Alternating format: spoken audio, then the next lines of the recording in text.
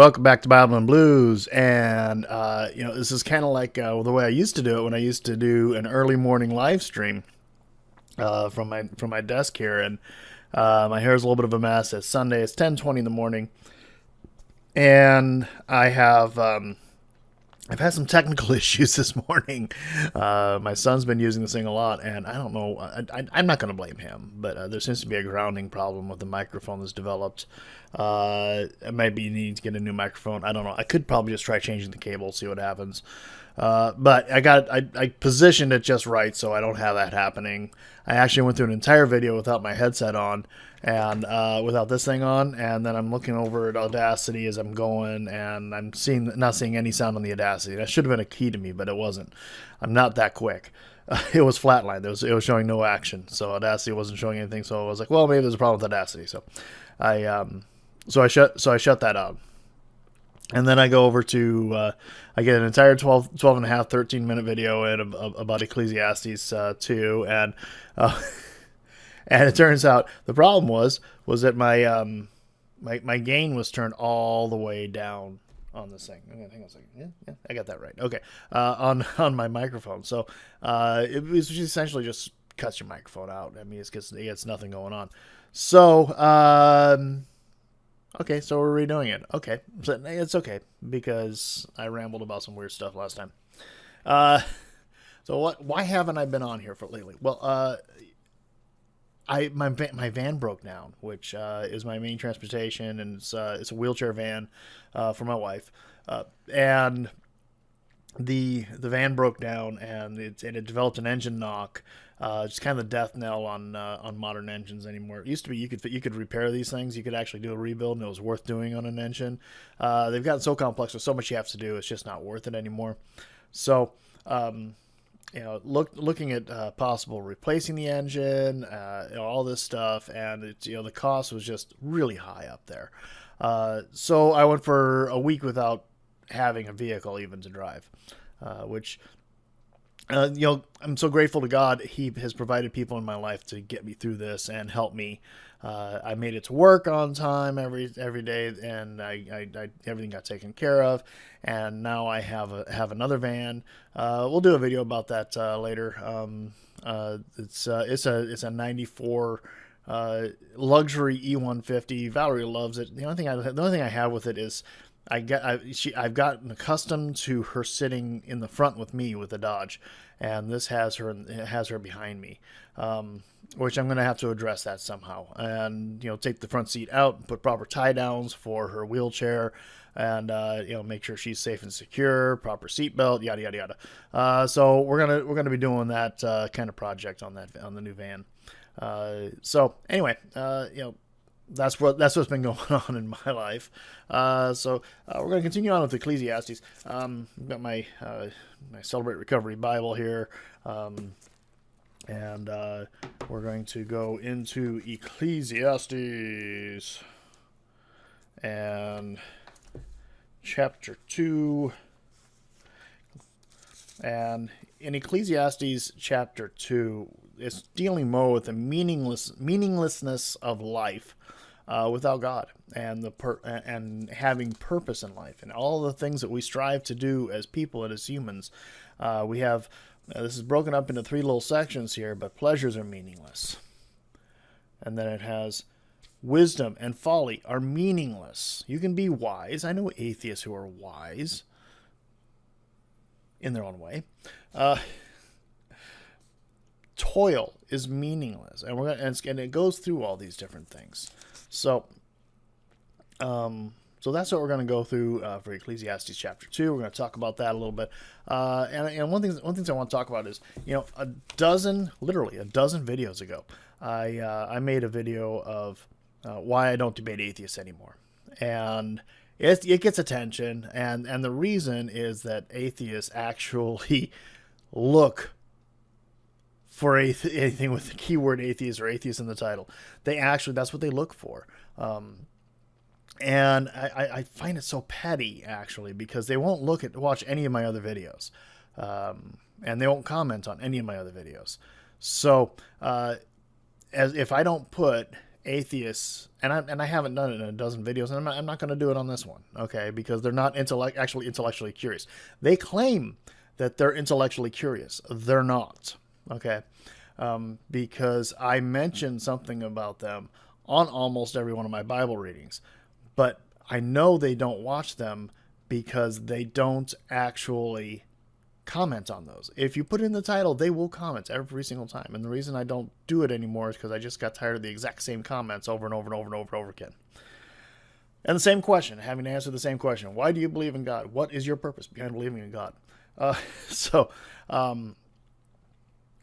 get tired of that. And since they don't have anything original, and we all know that there is nothing, there's nothing new under the sun. Their arguments aren't new. Their debate tactics aren't new. Their mocking isn't anything new. So I see no reason to engage them. They occasionally, I'll occasionally dive in and just say, well, no, I don't think you're right. So, okay, fine. Anyway, so let's get on with the reading, because that's the purpose. Is Sunday morning, and because of the van scenario, I didn't go to church this morning. I was supposed to be in the band this morning, but with the van breaking down, of course, I couldn't make it to rehearsal, and so I begged out very early on in the week. Actually, when I begged off, it was Monday, right after the van broke down, and they didn't even have the songs up for rehearsal. Be that as it may. So, at any rate, so let's read. Pleasures are meaningless. I thought in my heart, come now, I will test you with pleasure to find out what is good. But that also proved to be meaningless. Laughter, I said, is foolish. And what does pleasure accomplish? I tried cheering myself with wine and embracing folly, my mind still guiding me with wisdom. I wanted to see what was worthwhile for men to do under heaven during the few days of their lives. I undertook great projects. I built houses for myself and planted vineyards. I made gardens and parks and planted all kinds of fruits and trees in them. I made reservoirs to water groves of flourishing trees. I bought male and female slaves and had other slaves who were born in my house. I also owned more herds and flocks than anyone in Jerusalem before me. I amassed silver and gold for myself, and the treasure of kings and provinces. I acquired men and women singers, and a harem as well, the delights of the heart of man. I became greater by far than anyone in Jerusalem before me. In all this my wisdom stayed with me. I denied myself nothing my eyes desired. I refused my heart no pleasure. My heart took delight in all my work, and this was the reward for all my labor. Yet when I surveyed all that my hands had done, and what I had toiled to achieve, everything was meaningless, a chasing after the wind. Nothing was gained under the sun. Wisdom and folly are meaningless. Then I turned my thoughts to consider wisdom, and also madness and folly. What more can the king's successor do than what has already been done? I saw that wisdom is better than folly, just as light is better than darkness. The wise man has eyes in his head, while the fool walks in the darkness. But I came to realize that the same fate overtakes them both. Then I thought in my heart, the fate of the fool will overtake me also. What then do I gain by being wise? I said in my heart, this too is meaningless. For the wise man, like the fool, will not be long remembered. In days that come, both will be forgotten. Like the fool, the wise man too must die. Toil is meaningless. So I hated life, because the work that is done under the sun was grievous to me. All of it is meaningless, a chasing after the wind. I hated all the things I had toiled for under the sun, because I must leave them to the one who comes after me. And who knows whether he will be a wise man or a fool. Yet he will have control over all the work into which I have poured myself and the skill under the sun. This, too, is meaningless. So my heart began to despair over all my toilsome labor under the sun. For a man may do his work with wisdom, knowledge, and skill, and then he must leave all he owns to someone who has not worked for it. This too is meaningless and a great misfortune. What does a man get for all the toil and anxious striving with which he labors under the sun? All his days, all his days, his work is pain and grief. Even at night, his mind does not rest. This, too, is meaningless. A man can do nothing better than to eat and drink and find satisfaction in his work. This, too, I see, is from the hand of God, for without him who can eat or find enjoyment? To the man who pleases him, God gives wisdom, knowledge, and happiness. But to the sinner, he gives the task of gathering and storing up wealth, to hand it over to the one who pleases God. This, too, is meaningless, a chasing after the wind. Here ends the reading of the Lord. Thanks be to God. I do find, if you think about it, when without God, what is our purpose? Why are we doing what we're doing? Why not just chase after our pleasures and live a hedonistic lifestyle? But for some people, yes, laughter is foolish. And what does pleasure accomplish? So he tried cheering himself with wine and embracing folly. His mind was still guiding him with wisdom. It was counterintuitive for him to do this. I wanted to see what was worthwhile for men to do under heaven during the few days of their lives. So he did things we all want to do. He built things, he created things, and we're all driven to do that. So the questioning about it is it worth doing without God? If we're not doing it for God, if we're not creating our wealth, if we can create wealth. I mean, wealth is a very generous term for what I have, but compared to a large portion of the world, I am very wealthy. I have a house. I have, I was able to get that van, the next van that's sitting out there, and I have a job. I have 3 meals a day. Heck, I'm overweight. Okay, so according to a large portion of the world, I am very wealthy. And so, why do we store up the wealth, though? Why do we put, we're reminded over and over again of storing up wealth for the wrong reasons.